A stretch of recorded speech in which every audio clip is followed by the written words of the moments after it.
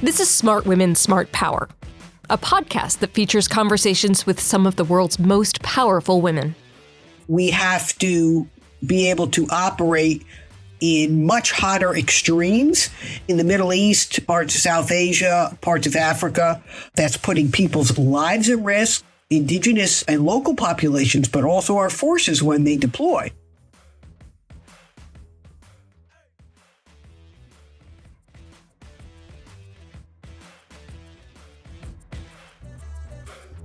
We feature thought leaders at all career levels, where we explore, among other things, the many contributions that women make to the fields of international business, national security, foreign policy, and international development.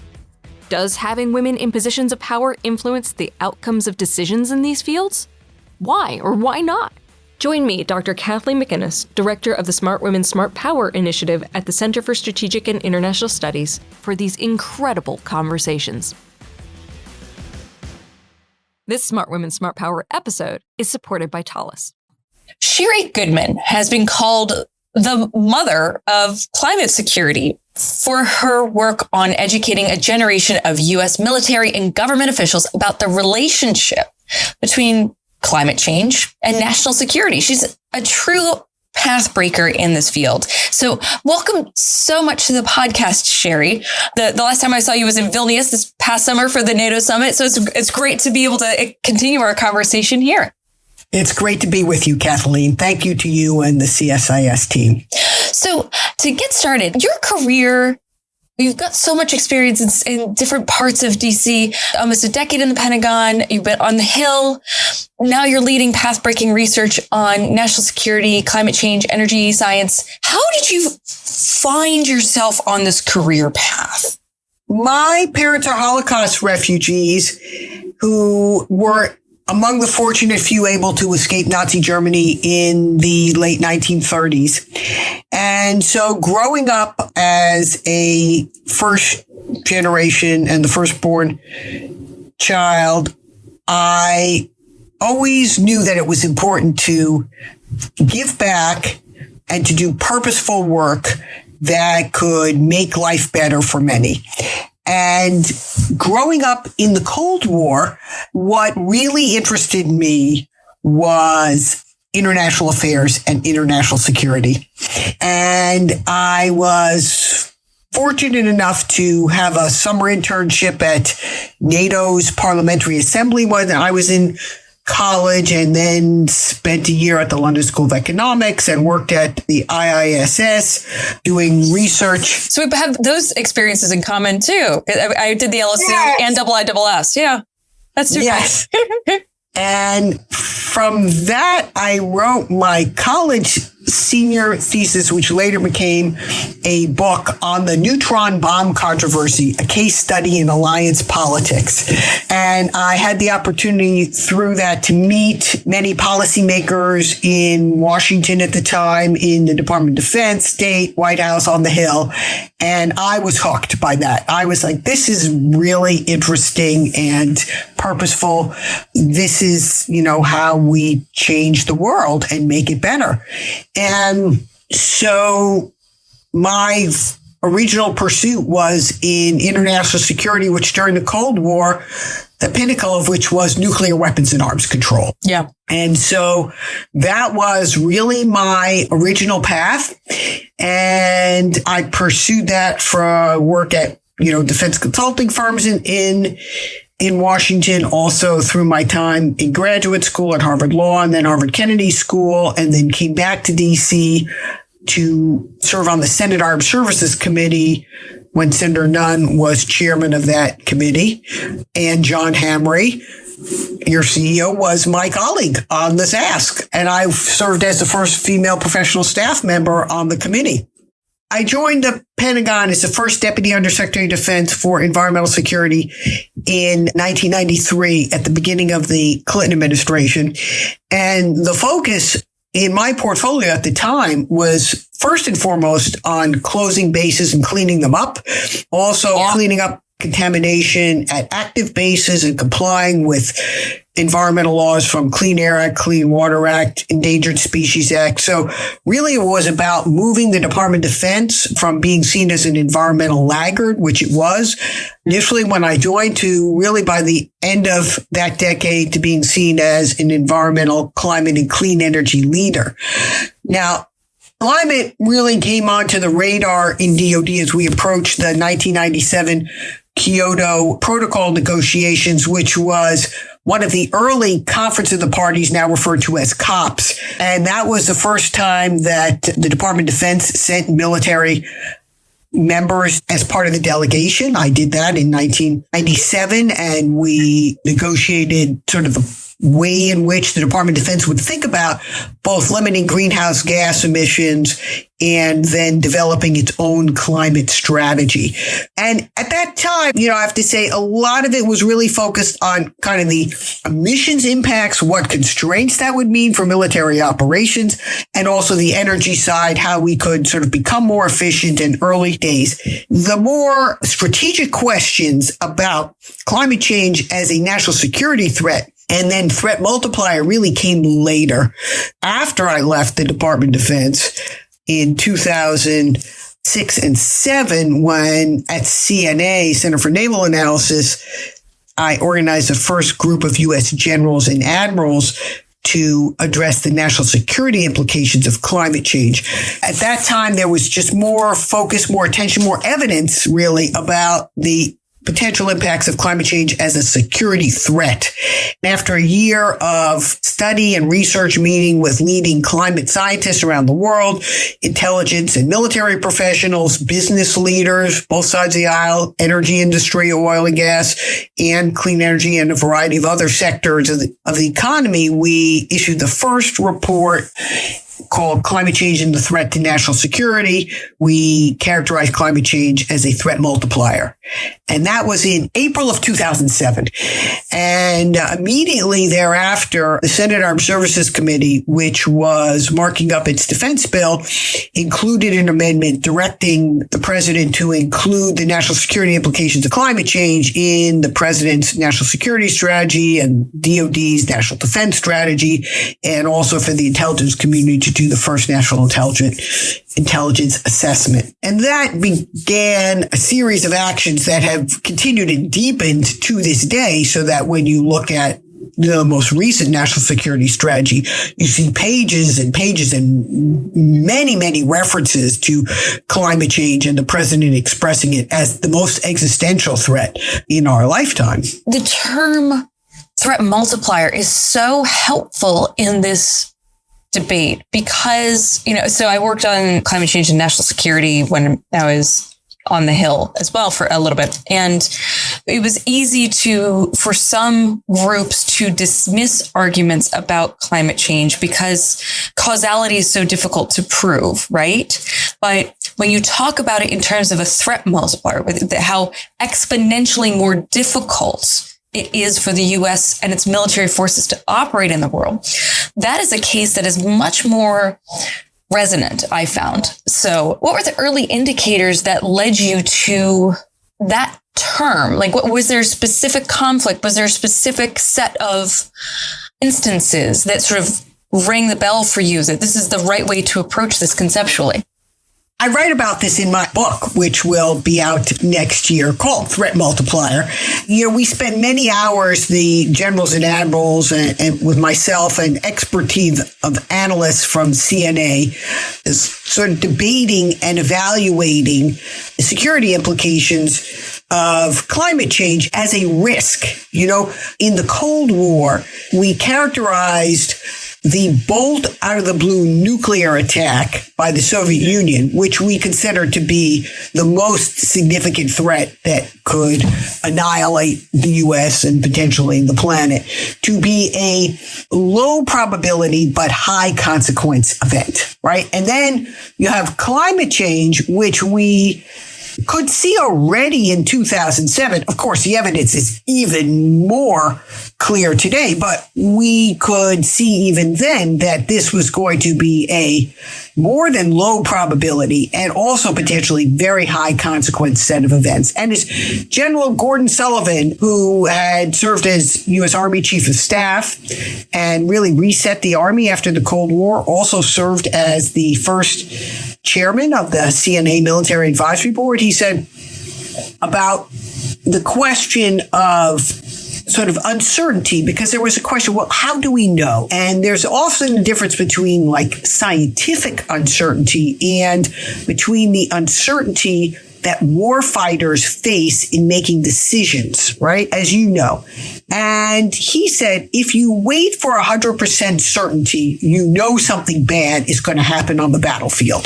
That, along with then thinking about, okay, we have this incredibly serious set of risks in climate, from increasing droughts and rising temperatures and sea level rise and permafrost thawing and extreme weather events. And how do they intersect with the other more traditional security threats?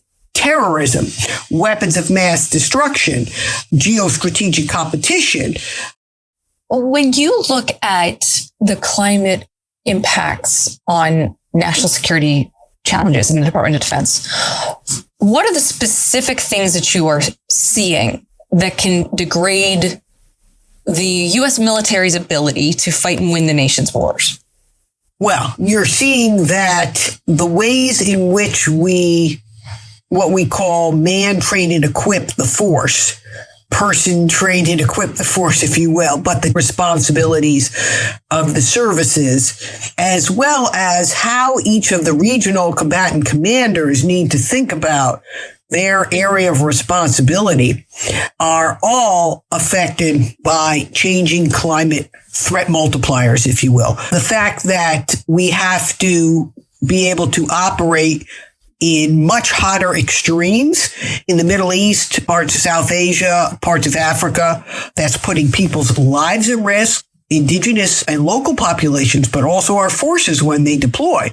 But it also increases the possibility of equipment malfunctions, right? These sophisticated systems aren't built to operate in these kinds of heat.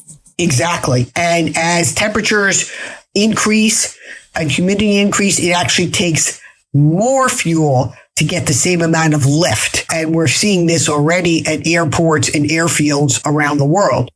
And also installations on the coastal areas, like so many of those affected by hurricanes, flooding. I mean, that's expensive.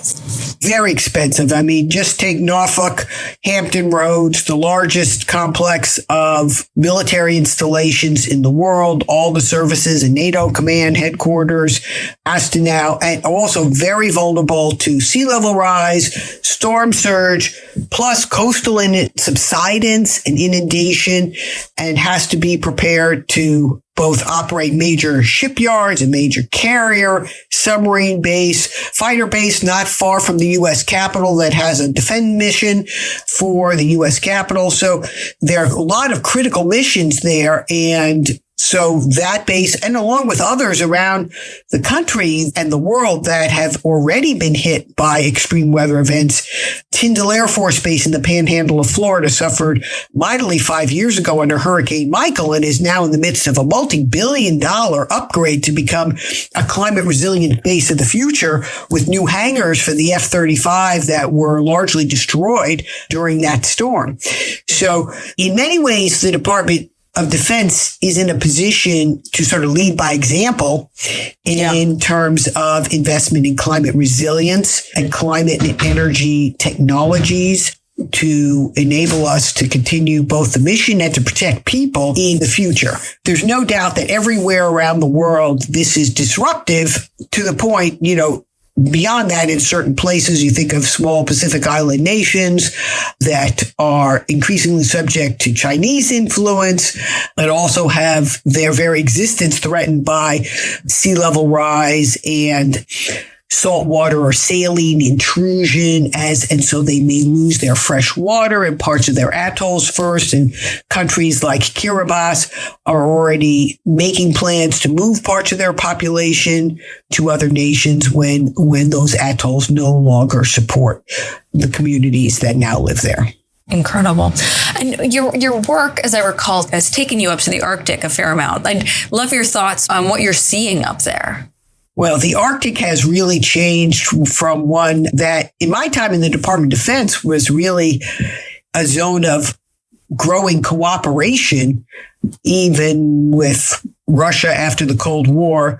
I led a program called Arctic Military Environmental Cooperation, where we were helping the Russians with the Norwegians very much as the primary allies to help reduce liquid waste streams from Russian decommissioned nuclear submarines that had sunk at Pierside in Murmansk and in the Kola Peninsula that the Norwegians thought were a threat to their fishing grounds. We were trying to make sure that instead of having the radioactive waste leak into the ocean, in the sea, that it could be safely offloaded onto steel casks and trucked inland to Chelyabinsk for safer storage. That was sort of the high point of cooperation on Arctic environmental matters at the end of the Cold War in the late 1990s and then the early 2000s. And then with mounting evidence of climate change, warming temperatures, sea level rise, permafrost thaw and collapse, the region has become much more navigable, open to commercial traffic, tourism, ambitions by President Putin to convert the northern sea route, which hugs the shallow Russian coastline, into a toll road for shipping from ports in Asia like Shanghai across to Rotterdam in Europe, and China itself having its own Arctic ambitions and conceiving a polar Silk Road, an extension of the Belt and Road Initiative, where it is working with Russia, both investing in the energy resources that Russia wants to exploit and China would like to use for its own economy, but also the deep seabed mining, the other minerals that could be available, and also a potentially shorter shipping route in the future. And oh, by the way, let's not forget that in the climate era, fish stocks globally are moving to the poles because of rising temperatures, also illegal and unreported fishing around the world, of which Chinese is a major perpetrator, Chinese fishing fleets. And so as fish stocks move ever further towards both poles, there will be ambitions of fishing fleets around the world to have access to them. Looking forward, what are you hopeful for and what keeps you up at night? Where should we start? Yeah, fair enough. Maybe we should start with what keeps me up at night so we can end on a hopeful note. I like it. Okay.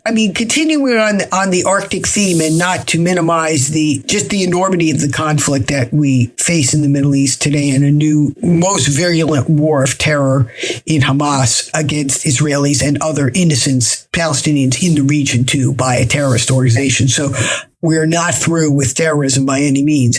In other parts of the world, I will say that particularly in parts of Africa, Al-Shabaab, and places that are experiencing both places like Mali and Niger, Lake Chad, Somalia, countries where they already suffer from food and water insecurity, that climate there acts as a threat multiplier to amplify what is already a resource underserved region. And that enables terrorist groups to take advantage of vulnerable populations and then recruit young fighters into them. So that continuing and fragile states and poor governance, of course, are a part of this mix. So that conundrum, I think, continues. And I think that's one that we all need to have our eyes wide open for. How do we unlock some of the solutions and work, the underserved work of, let's say, the Global Fragility Act and others in sort of putting together solution sets? Because again, the solution to the climate challenge as a security is not going to be the military itself. The military can lead by example in its own way and should, but the broader societal solutions are ones that are economic development and diplomacy. The other area I will say, because I have, as we've discussed, spent a lot of time in and around Arctic matters, and I'm always worried about the lack of a proper safety and protocols in Russian nuclear matters that I worry, what keeps me up at night sometimes is a Russian nuclear icebreaker and other vessels that may have an accident, or, there could be a hybrid or deliberate attack. Let's not underestimate that. But even as a precursor to something more aggressive, Putin lashing out is sort of an accident that spills over beyond Russian waters, becomes an international incident because of, potential safety, environment, nuclear safety risks. And we have just a lack of information that could lead to miscalculation or escalation. And so those kinds of risks, and there have been a number of scenario exercises we've played out looking at that possibility of increased Chinese ship traffic and the collision and what would happen. Of course, the U.S. and Russia are only 30 miles apart in the Bering Strait near Alaska. So you could have a lot of factors at play there in a search and rescue or an oil spill or a potential nuclear safety accident. So those are among the things that should keep one up at night in terms of planning and preparation, try to avoid those types of risks. Now, what gives me hope? Well, like you, Kathleen, I'm a mother. So our next generation always gives me hope. My kids are the light of my life. And when they think about, making the world a better place, I think there are some great ideas out there in the next generation. And so I also see that in our military today and among our security professionals who want really to lead by example in everything from, green energy and clean technologies that will power our military through net zero emissions and microgrids and lower carbon footprints, in climate tech and improving our predictive capabilities so we have a better understanding of what we call now the gaps between sort of short-term weather prediction and longer-term climate at a regional scale where we can make actionable decisions. I'm really hopeful about the opportunities there and also the increasing collaborations I see and engagement both across diverse communities, but also across a sort of wider sector of defense and development and diplomacy with disaster risk reduction communities, and also at the sort of local level and taking seriously very different types of thought. We talk about co-production of knowledge with indigenous populations. And I think all of this there is strength in that diversity. I think if we can keep our eye on that ball as we recognize the challenges we continue to face from too many areas, and particularly, I think, since this is a Smart Woman, Smart Power podcast, women are good at working together and we like to work together with each other. Mm-hmm. And that's become, one of the joys for me in this field is I look at the interns and research fellows I have now. I've had for many years. I have dozens of them, and they are a great source of strength. They are a great source of next generation talent. And it just gives me great pride, to see each of them, as I'm sure you do too, Kathleen, and maybe others listening, that we are able to help lift up, to lead, to see the next generation of leadership. To conclude our conversation, do you feel that being, your gender as a woman has impacted your approach to your career, your decisions that you've taken? And if not, why not? I would say that I'm a lawyer, and I started out when I was in the private practice of law. I was a litigator first. While I could master all of the skills one needed to be a litigator and, be in a sort of adversarial context in a courtroom or an arbitration, I found that I actually personally like better when I was developing cooperative mechanisms to problem solve. I would say that, like the Arctic military environmental cooperation with Russians, Norways, and others to try to solve a major problem, or bringing together the generals and admirals in the CNA Military Advisory Board, many of whom first said, well, I'm a warfighter, I'm not a climate scientist. And I had worked with each of the original members on matters when we were in the Department of Defense. And I said, well, let's go on a climate journey together and let's learn together and building something new and more meaningful and powerful. And so women have a lock on that kind of approach, but often it can be a natural instinct to build together. And so, I think those inclusive approaches are very positive. And you see that replicated in so many fields, in so many ways. And now there's just much more respect and opportunity for people to be expressive in their own ways. And that's also good too. Absolutely. Well, thank you, Sherri, so much for your time today and for this terrific conversation. And I'd like to take the opportunity to invite you back when your book is published. Congratulations on getting the manuscript done. That's a huge thing. You've done the same. So congratulations to you. I know that. It's a thing. It's a thing. Yeah. But thank you so much. Thank you, Kathleen. Subscribe to the Smart Women, Smart Power podcast on Apple Podcasts, Spotify, or wherever you listen to great content. Be sure to follow us on Twitter @SmartWomen, or you can follow me on Twitter @KJMcInnis1. Thanks for listening, and join us next time. This Smart Women, Smart Power episode is supported by Thales.